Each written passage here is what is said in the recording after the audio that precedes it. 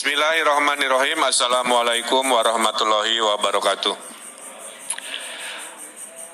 Rekan-rekan media yang kami banggakan, saya bersama Forum Komunikasi Pimpinan Daerah Provinsi Jawa Barat baru saja selesai melakukan video conference dengan 5 kepala daerah, yaitu Bupati Kabupaten Bogor, Wakil Wali Kota Bogor, Wali Kota Depok, Wali Kota Bekasi, dan Bupati Kabupaten Bekasi.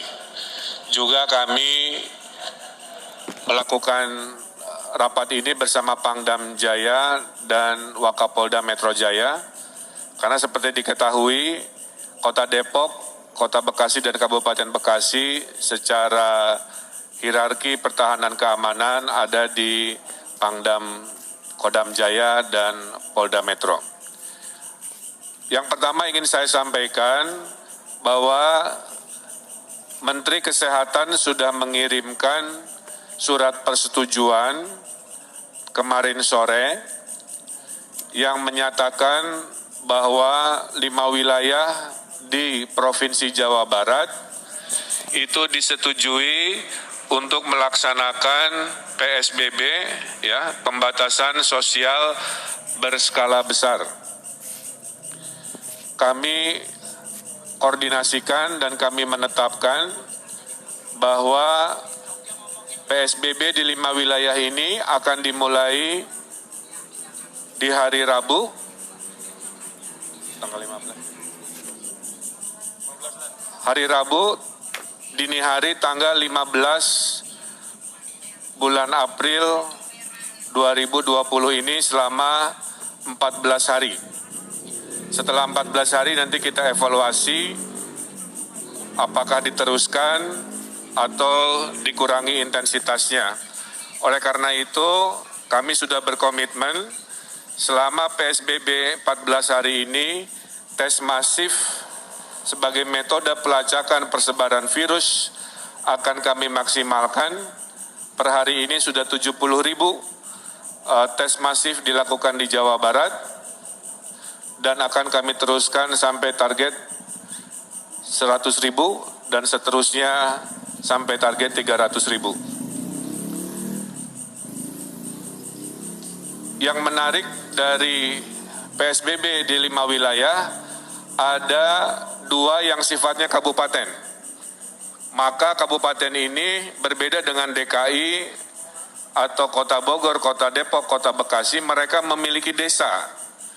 Sehingga tidak bisa diperlakukan PSBB-nya persis seperti yang wilayah kota, seperti contohnya DKI Jakarta. Oleh karena itu, Kabupaten Bogor dan Kabupaten Bekasi memutuskan PSBB-nya terbagi 2. Di zona merah, kecamatan-kecamatan tertentu, PSBB-nya maksimal.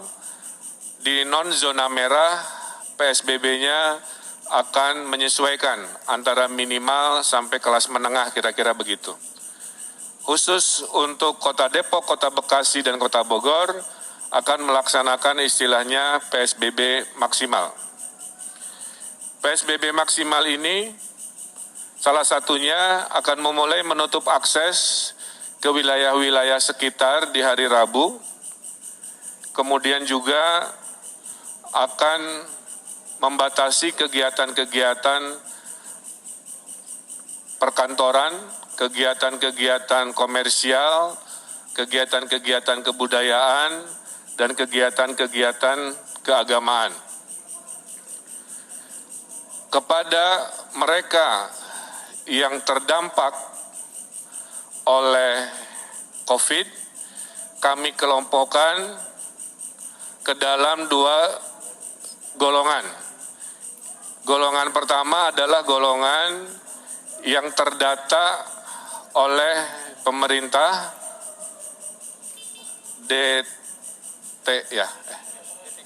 DTKS, maaf. Jadi ada kelompok pertama yang tersurvei namanya DTKS. Nah, yang DTKS ini mayoritas akan dibantu oleh APBN melalui kementerian-kementeriannya. Kemudian ada kelompok 2 yang namanya non-DTKS, yaitu mereka-mereka yang rawan miskin baru, yang sebelumnya tidak masuk daftar bantuan. Nah, di non-DTKS ini, yang rawan miskin baru terbagi 2 juga, yang berKTP 5 wilayah dan perantau. Jadi kepada para perantau di wilayah 5 ini, jangan khawatir, Anda tetap akan juga dibantu oleh pemerintah Jawa Barat dan pemerintah 5 wilayah ini. Anda akan dipersamakan haknya. Selama Anda memang berhak dan butuh bantuan, kami akan bantu. Jadi saya ulangi, hari ini RT RW sedang melakukan pendataan, maka DTKS yang ada datanya dibantu, yang tidak masuk juga dibantu walaupun berKTP atau tidak berKTP wilayah tersebut. Selama de facto memang bekerja ngekos atau bekerja di situ. Bantuan terhadap Bodebek ini pintunya ada 7. Pertama, mereka akan dibantu oleh PKH, ini yang sudah rutin. Kedua, mereka yang akan dibantu oleh kartu sembako atau pangan non-tunai, ini sudah rutin. Ketiga, mereka akan dibantu oleh kartu prakerja untuk pengangguran dan yang kena PHK. Keempat, mereka akan dibantu oleh Presiden lewat bansosnya 600.000 kali 3 bulan. Kelima, kalau di kabupaten mereka akan dibantu pertama kali oleh dana desa.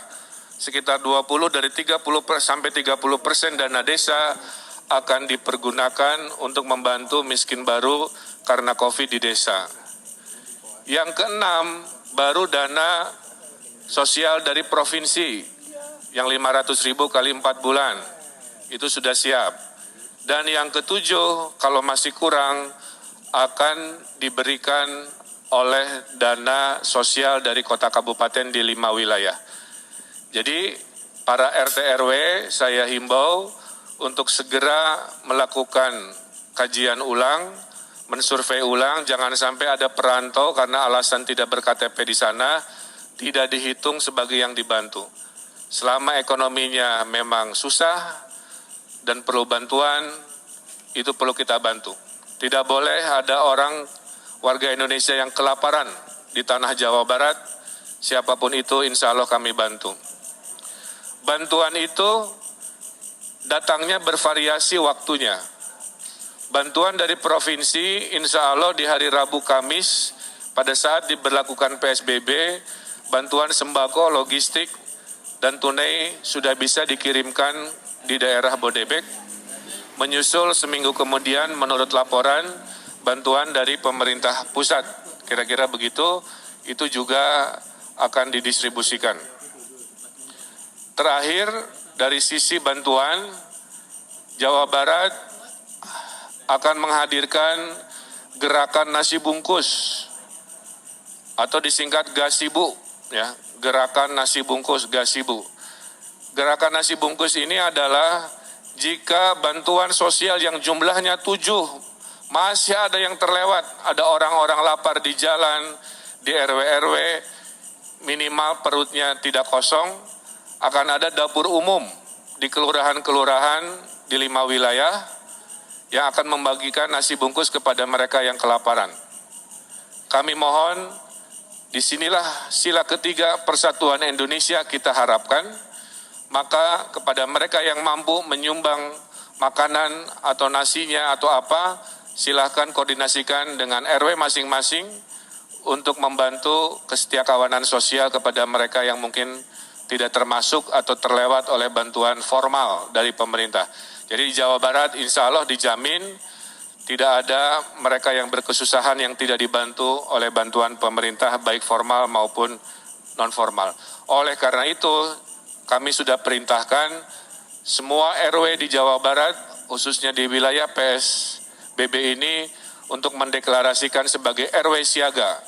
RW siaga yang melaporkan mereka yang perlu dibantu, RW siaga yang melaporkan jika ada kedatangan tamu yang perlu diwaspadai, dan RW siaga yang mendata dengan seadil-adilnya data. Nah, terkait sanksi perbedaan PSBB dengan sebelumnya, sebenarnya hampir sama, bedanya dulu tidak ada sanksi.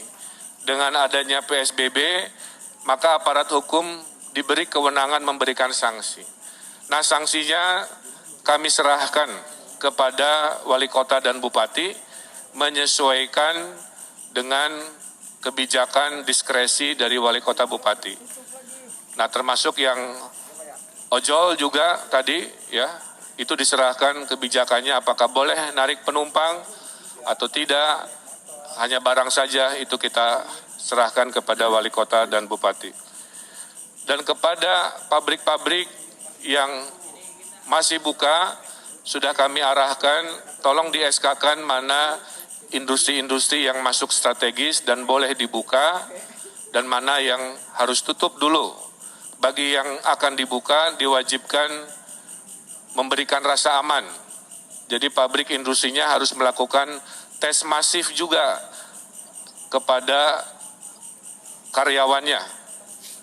Setelah tes masif dilakukan, maka bupati, wali kota selama PSBB mengizinkan mereka jika membuktikan tidak ada yang positif di pabrik itu melalui tes masif tersebut, tentu dengan social distancing dan protokol kesehatan. Terakhir dari saya adalah PSBB di Jawa Barat ini akan ada 3 tahap. Tahap pertama adalah wilayah tadi, Depok, Bogor, Bekasi. PSBB kedua adalah Bandung Raya. Jadi kami sedang mempersiapkan surat kajian data karena ada lompatan di Bandung Raya, di Kota Bandung, Cimahi, KBB, Kabupaten Bandung, sedikit Sumedang, maka itu adalah PSBB tahap 2 yang kami rencanakan, dan yang ketiga jika dibutuhkan, kira-kira begitu. Nah, Bapak Ibu yang saya hormati, saya tutup dengan sebuah semangat bahwa penyakit COVID-19 ini ada 3 benteng pertahanan. Benteng pertama adalah benteng pencegahan, social distancing di situ, PSBB di situ. Ini mudah dilakukan tapi juga susah jika kita tidak taat dan tidak disiplin. Kalau jebol benteng pertama karena tidak disiplin, masuklah benteng kedua yaitu pelacakan. Dengan pelacakan kita tahu di mana klaster-klaster penyebaran virus. Kalau pelacakan gagal dan jebol, baru benteng terakhir yang kita punya yaitu benteng perawatan terhadap mereka yang sakit. Nah, saya berharap warga Jawa Barat jangan sampai COVID-19 ini langsung membobol benteng pertama, kedua langsung lompat ke benteng ketiga, di mana orang-orang sakit ini menjadi banyak dan kapasitas kita menjadi terbatas dan akhirnya kita mengalami kerepotan. Kalau tidak ada halangan, menurut hitungan, kalau PSBB ini lancar harusnya akhir Juni kita bisa tren turun COVID-19, tapi kalau tidak disiplin di PSBB ini, kita khawatir COVID-19 ini masih berlanjut di bulan-bulan berikut yang melelahkan. Dan saya juga menghimbau kepada TNI Polri untuk memberikan tindakan tegas kepada provokator-provokator selama PSBB ini, baik provokator dengan berita bohong di media-media sosial maupun vandalisme yang mengajak anarkis, itu juga sudah dilakukan tindakan-tindakan yang tegas. Mudah-mudahan dengan kekompakan, dengan kebersamaan, dengan ketaatan, insya Allah kita pasti menang melawan COVID-19 ini. Saya kira itu pengantar dari saya. Saya persilahkan jika ada 1-2 pertanyaan.